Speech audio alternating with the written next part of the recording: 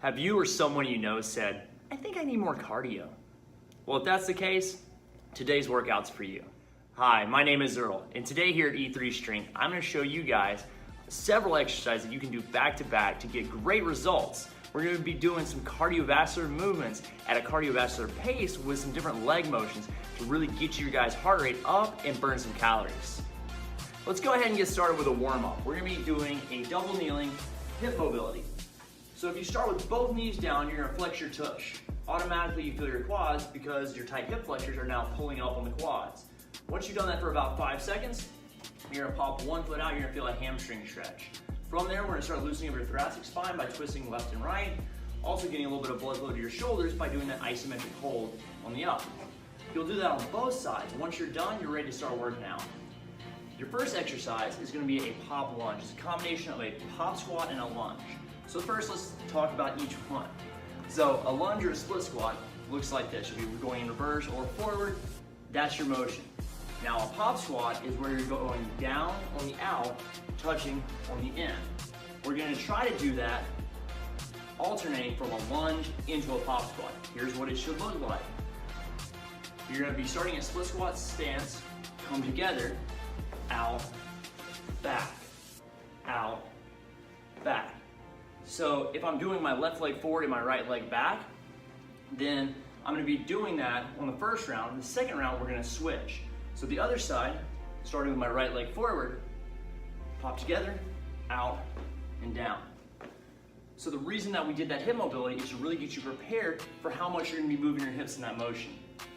That's pretty exhausting. It's going to get the heart rate up. So the next thing you're going to be doing is a plank with front raises, which is kind of like active recovery. So in a hand plank position, or you could do this on your forearm, you're just going to raise each hand alternating, making your thumb the very highest point. Once you're done with that, obviously you'll repeat for the sets listed, and then jump into B1 and 2. B1 is a marching bridge, and you're going to follow that with a speed squat. So a bridge you already know. To march, all you'll do is kick a leg up and out while staying in the bridge position. You'll get a little quad activation due to straightening the legs, and then you're basically doing an isometric single leg bridge in between.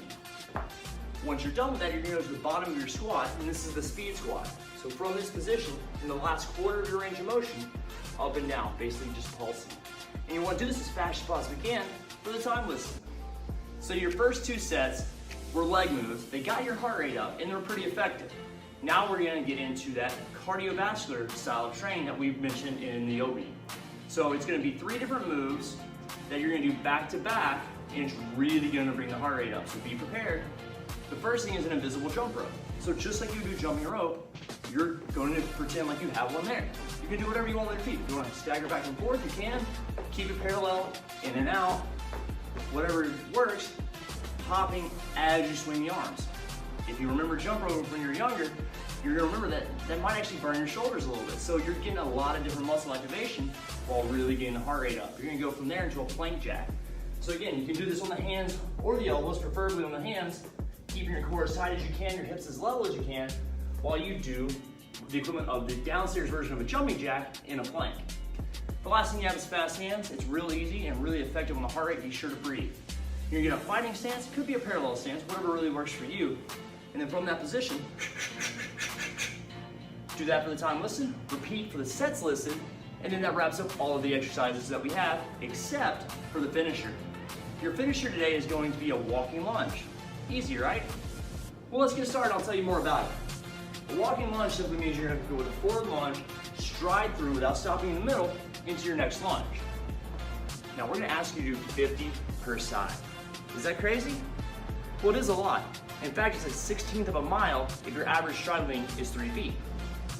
We're doing that to increase volume, sustain heart rate, and really wear out the muscles in the legs in association with the ones that we've hit earlier in the workout.